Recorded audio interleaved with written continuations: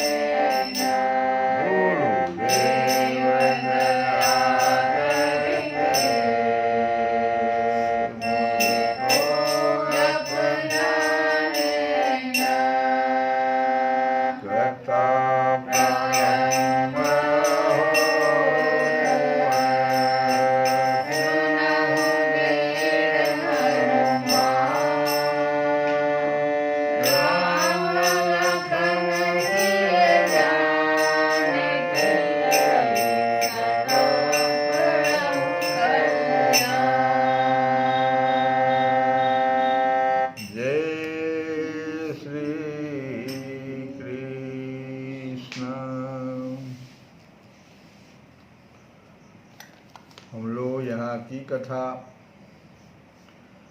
भक्तों की कथा। जो बड़े बड़े भक्त हुए उनकी कथा हम लोग गा रहे हैं। और आज जो जिन भक्त की कथा गाएंगे वे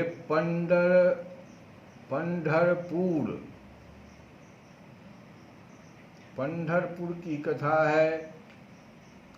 पंढरपुर में लक्ष्मी दत्त नाम के एक ऋग्वेदी ब्राह्मण रहते थे।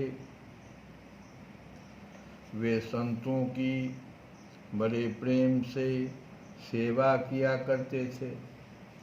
भक्त की कथा सुनिए, भगवान भक्त की कथा सुन के बड़ा प्रसन्न होते। तो जो ये ब्राह्मण थे लक्ष्मी दत्त नाम के पंढरपुर में, वे संतों की बड़े प्रेम से सेवा किया करते थे। और एक बार इनके यहाँ साक्षात नारायण संत रूप से पधारे और आशीर्वाद दे गए कि तुम्हारे यहाँ एक परम विरक्त भगवत भक्त पुत्र होगा।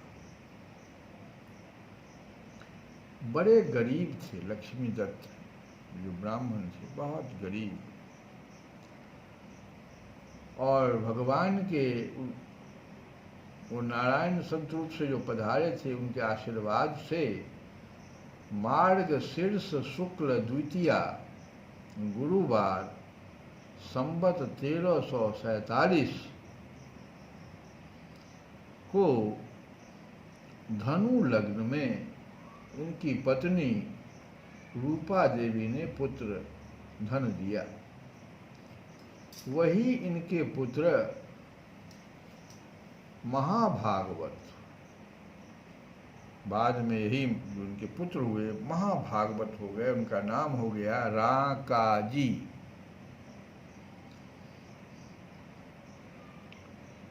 पंढरपुर में ही वैशाख कृष्ण सप्तमी बुधवार संवत 1351 को कर्क लग्न में श्री हरिदेव ब्राह्मण के घर एक कन्या ने जन्म लिया। इसी कन्या का विवाह समय आने पर राका जी से हो गया। और राका जी की इन्हीं पतिव्रता भक्तिमती पत्नी का नाम उनके प्रखर वैराग्य के कारण, बहुत वैरागी थी पत्नी जो थी, इसलिए उनका नाम पड़ा बांका। बांका हुआ। तो राका जी का भी राका नाम उनकी अत्यंत कंगाली रंकता, राका रंकता के कारण, अत्यंत कंगाली के कारण ही पड़ा था राका जी, रंकता जिसको कहते हैं। राका जी रंक तो थे ही, मतलब बहुत गरीब थे ही, फिर जगत की दृष्टि उनकी ओर क्यों जाती। इस कंगाली को पति पत्नी दोनों ने भगवान की कृपा के रूप में बड़े हर्ष से सिर चढ़ाया था। क्योंकि दयामय प्रभु अपने प्यारे भक्तों को अनर्थों की जड़ क्या है, तो धन, और उससे भगवान दूर रखते हैं अपने भक्तों को। तो दोनों जंगल से चुनकर रोज सूखी लकड़ियां ले आते और उन्हें बेचकर जो कुछ मिल जाता उसी से भगवान की पूजा करके प्रभु के प्रसाद से जीवन निर्वाह करते थे। उनके मन में कभी किसी सुख, आराम या भोग की कल्पना ही नहीं जगती थी। श्री राका जी जैसा भगवान का भक्त इस प्रकार दरिद्रता के कष्ट भोगे, यह देखकर नामदेव जी को बड़ा विचार हुआ। राका जी किसी का दिया हुआ लेते भी नहीं थे, तो नामदेव जी ने श्री पांडुरंग से प्रार्थना की कि राका जी की दरिद्रता दूर करने के लिए हे भगवान, आप इराका जी की दरिद्रता को दूर कर दी। भगवान ने कहा कि नामदेव, राका तो मेरा हृदय ही है, वह तनिक भी इच्छा करे तब न उसको हम धन दे दें, परंतु धन के दोषों को जानकर वह उससे दूर ही रहना चाहता है। भगवान कहे नामदेवी, देने पर भी वह कुछ लेगा नहीं। तुम देखना ही चाहते हो तो कल प्रातः काल वन के रास्ते में छिप कर तुम देखना। दूसरे दिन भगवान ने सोने की मुहरों से भरी थैली जंगल के मार्ग में डाल दी, जहां से वो लकड़ी चुन चुन के लाते थे दोनों पति पत्नी। अब कुछ मुहरा सोना का मुहर जो है बाहर बिखेर भी दिया कि देखे, उसकी नजर पड़े, और छिप गए अपने भक्त का चरित्र देखने के लिए। राका जी नित्य की भांति भगवान नाम का कीर्तन करते हुए चले आ रहे थे। उनकी पत्नी कुछ पीछे थी। मार्ग में मोहरों की थैली देखकर पहले तो आगे आने जाने लगे, पर फिर कुछ सोचकर वहीं ठहर गए। हाथों में धूल लेकर थैली तथा मोहरों को ढकने लगे। राका जी इतने में उनकी पत्नी समीप आ गई। उन्होंने पूछा, आप यहाँ क्या ढक रहे हैं? तो राका जी ने उत्तर नहीं दिया। फिर दोबारा पूछने पर बोले, यहाँ सोने की मोहरों से भरी थैली बड़ी पड़ी है, मैंने सोचा कि तुम पीछे आ रही हो, कहीं सोना देखकर तुम्हारे मन में लोभ न आ जाए, इसीलिए इसे धूल से ढक रहा हूँ। धन का लोभ मन में आ जाए तो फिर भगवान का भजन नहीं होता है। पत्नी यह बात सुनकर हंस पड़ी और बोली, स्वामी, सोना भी तो मिट्टी ही होता है। वो इनसे भी आगे बढ़ गई, सोना को मिट्टी कह दी। सोना भी तो मिट्टी ही है, आप धूल से धूल को क्यों ढक रहे हैं? राका जी झट उठ खड़े हुए। अरे राम, ये तो हमसे भी आगे विरक्त है। पत्नी की बात सुनकर प्रसन्न होकर बोले, तुम धन्य हो, तुम्हारा ही वैराग्य बांका है। मेरी बुद्धि में तो सोने और मिट्टी में भेद भरा हुआ था। तुम तो हमसे भी आगे बढ़ गई, तुम मुझसे बहुत आगे बढ़ गई। अब ये सारी चीजें नामदेव जी भी वहां छुप के देख रहे थे। नामदेव जी राका और बांका का यह वैराग्य देखकर भगवान से बोले कि प्रभु, जिस पर आपकी कृपा दृष्टि होती है उसे तो आपके सिवाय त्रिभुवन का राज्य भी नहीं सुहाता। जिसे अमृत का स्वाद मिल गया वह भला उन्हें सड़े हुए गुड़ की ओर क्यों देखने लगा। ये दंपत्ति तो धन्य है। भगवान श्री नामदेव जी से बोले कि देखो, हमारी बात सत्य हुई, ये दोनों धन के प्रति कितने निष्प्रिय हैं। ये पूरी कथा को कहाँ से पूछोगे, कैसे ये कथा आई? तो श्री प्रियादास जी ने जो भक्तमाल की कथा का संग्रह किए हैं, वो प्रियादास जी ने राका और बांका दंपत्ति की निष्प्रियता का वर्णन अपने कवित्वों में इस प्रकार किया। एक कविता होता है, कवित्व होता है। श्री प्रियादास जी कैसे अपने कवित्वों में लिखा है कि राका पति बांका तिया। राका पति बांका तिया मैंने स्त्री थी।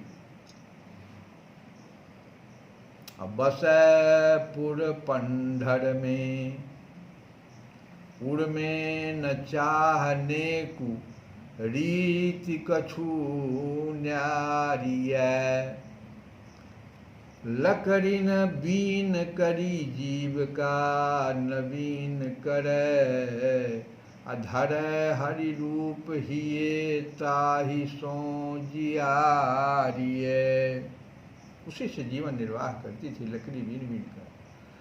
बिनती करत नाम देव कृष्ण देव जूसो, की जय दुख दूर कहो मेरी मति हारिये।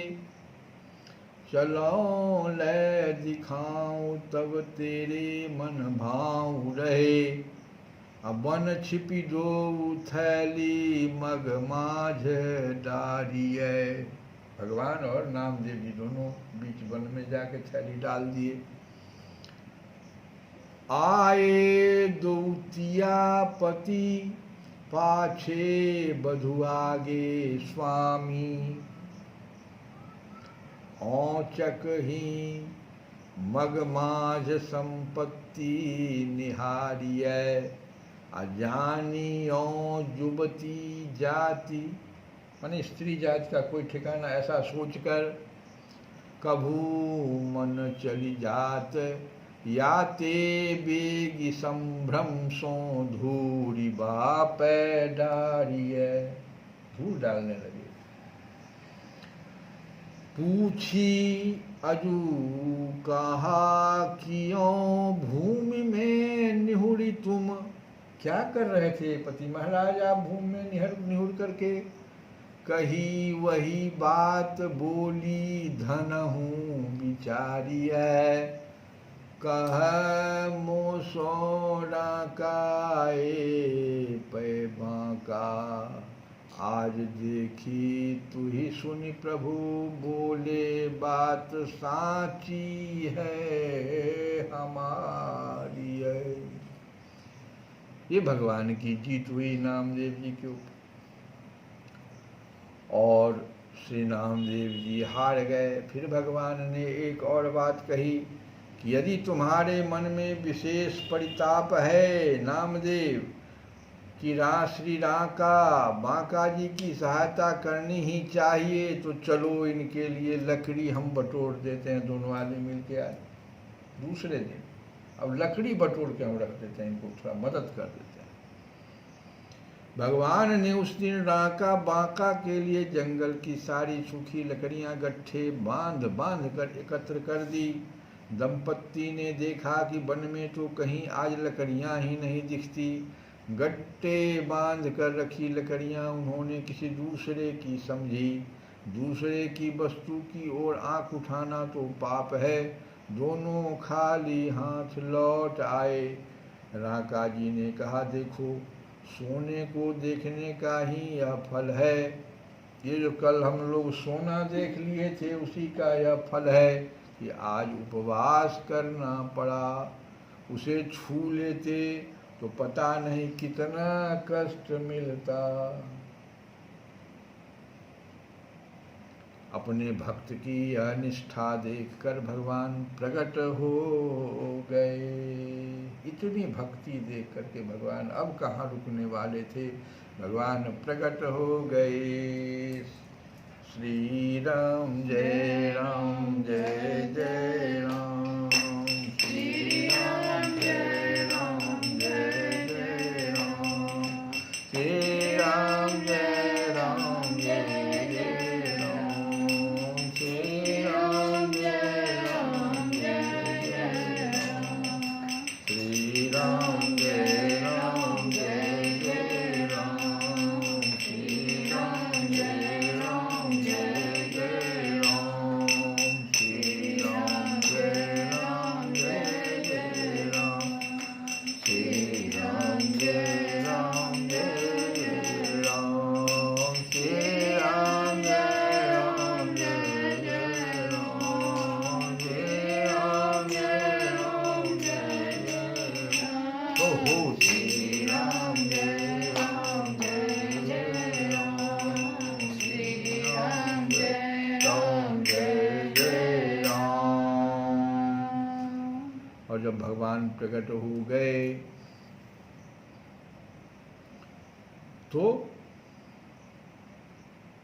दंपत्ति, जो दोनों दंपत्ति थे, भगवान के दर्शन करके उनके चरणों में गिर पड़े। श्री राका बांका जी श्री ठाकुर जी को घर लिया लाए। भगवान के संग श्री नामदेव जी को देखकर श्री राका जी ने झुंझला कर कहा कि रे मूढ़ फोड़ा, श्री प्रभु को इस प्रकार बन बन भटकाया जाता है क्या? भगवान ने राका जी से कुछ मांगने का अनुरोध किया, तब वे हाथ जोड़कर प्रार्थना करने लगे कि मुझे आपकी कृपा के सिवा और कुछ नहीं चाहिए। तब श्री नामदेव जी ने हाथ जोड़कर इनसे कहा, किनसे? राका जी से, कि अच्छा और कुछ नहीं तो प्रभु का रुख देखते रखते हुए प्रभु का एक प्रसादी वस्त्र ही शरीर पर धारण कर लीजिए। भगवान का एक वस्त्र आप अपने शरीर पर धारण कर लीजिए। यद्यपि इतने से भी श्री राका बांका जी को लगा कि मेरे सिर पर भारी बोझ पड़ गया, परंतु उन्होंने भक्त और भगवान की रुचि रखने के लिए वस्त्र मात्र स्वीकार कर लिया। और प्रियादास जी ने इसको भी इस प्रकार से वर्णन किया कि नामदेव हारे हरिदेव कही और बात जो, पैदाह गात चलो लकड़ी सकेरिय, आए दो बीनवे को देखी एक ठौरी ढेरी, द्वहूँ मिल पावे तो हाथी नहीं छेरिय। तबल तो प्रगट श्याम ल्याए यो लिवाए घरे, देखी मूढ़ फोरी कहो ऐसे प्रभु फेरिय, बिनती करत कर जोड़ी अंग पट धारो भारो, बोझ पर्यो लियो चीर मात्र हेरिए। और इस प्रकार से 101 वर्ष इस पृथ्वी पर रहकर राका जी वैशाख शुक्ल पूर्णिमा संवत 1452 को अपनी पत्नी श्री बांका जी के साथ परम धाम को चले गए। भक्त और भगवान की जय। श्री कृष्ण गोविंद हरे मुरारे, हे नाथ नाथ